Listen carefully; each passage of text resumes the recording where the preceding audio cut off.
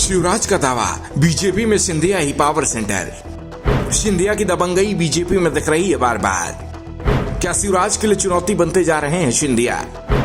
मध्य प्रदेश में चुनाव से पहले बीजेपी में जमकर पावर पॉलिटिक्स चल रही है और इस पावर पॉलिटिक्स में ज्योतिरादित्य सिंधिया भारी पड़ते दिख रहे हैं। पिछले एक महीने से ये बार बार दिखाई दे रहा है और अभी हाल ही में शिवपुरी में नजारा दिखाई दिया था जब सिंधिया ने मंच पर बोलने के लिए खड़े हुए पार्टी के प्रदेश अध्यक्ष बीडी शर्मा से माइक छीन लिया। वैसे बीजेपी दावा कर रही है कि सिंधिया ने बीडी शर्मा को सम्मान दिया था, लेकिन वीडियो वायरल होने के बाद से ही बीजेपी बैकफुट पर दिख रही है। तो सिंधिया समर्थक महाराज के बीजेपी में पावरफुल होने का इसे सबूत मान रहे हैं, लेकिन विपक्षी आरोप लगा रहे हैं बीजेपी के प्रदेश अध्यक्ष भी सिंधिया के आगे कुछ नहीं है। कहा जा रहा है मध्य प्रदेश बीजेपी में अब सिंधिया की ही चलेगी।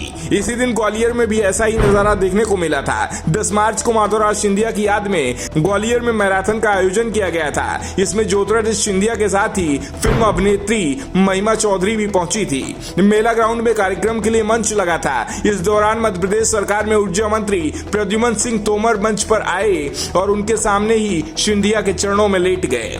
इस दौरान वहां मौजूद सारे लोग हैरान रह गए। महिमा चौधरी भी देखती रह गईं। इसके बाद सिंधिया ने तोमर को उठाकर गले लगा लिया। बाद में महिमा चौधरी से सिंधिया ने तोमर का परिचय भी कराया। सिंधिया की बीजेपी में धमक का एहसास पार्टी के नेताओं को तब हुआ जब शिवराज सिंह चौहान ने भी खुद कह दिया कि वो सीएम महाराज की मेहरबानी से बने हैं। भरे मंच से सीएम शिवराज ने महाराज की तारीफ कर डाली। शिवराज ने कहा 2018 में कांग्रेस ने सिंधिया का चेहरा दिखाकर वोट मांगा था, जिस कारण से बीजेपी की सीटें कम हो गई हैं। हमारी सीटें कम हुई थी, उसमें सिंधिया की लोकप्रियता का हाथ था, क्योंकि सिंधिया कांग्रेस में थे। कांग्रेस ने चेहरा तो सिंधिया का दिखाया, लेकिन सीएम बनाने की बारी आई तो सिंधिया की जगह कमलनाथ को मुख्यमंत्री बना दिया। शिवराज ने यहां तक कह दिया कि आज सिंधिया की ही वजह से मुख्यमंत्री बना हूं। सिंधिया की लोकप्रियता का एहसास उनकी बुआ और शिवराज सरकार में मंत्री यशोधरा राजे सिंधिया को भी हो चुका है। यशोधरा जब ग्वालियर पहुंची थी तो उनके स्वागत में बीजेपी के तमाम नेता जुड़े थे, लेकिन यशोधरा ये देखकर हैरान थी कि बीजेपी नेताओं में भी जो चेहरे दिख रहे थे वो सब अनजान चेहरे थे। कोई भी पुराना चेहरा नहीं दिख रहा था। हैरान यशोधरा ने यहां तक कह दिया था कि पुराने बीजेपी के नेता कहां चले गए, और बाद में पता चला कि सिंधिया के आने के चलते पुराने बीजेपी नेता अब घर बैठ गए हैं और बीजेपी को अब कांग्रेस से आए नेता ही चला रहे हैं। सिंधिया की ताकत का एहसास अमित शाह के ग्वालियर आने पर भी दिखाई दिया। अमित शाह सिंधिया के महल गए और महल की जमकर तारीफ भी की। महल में उन्होंने काफी समय भी बिताया।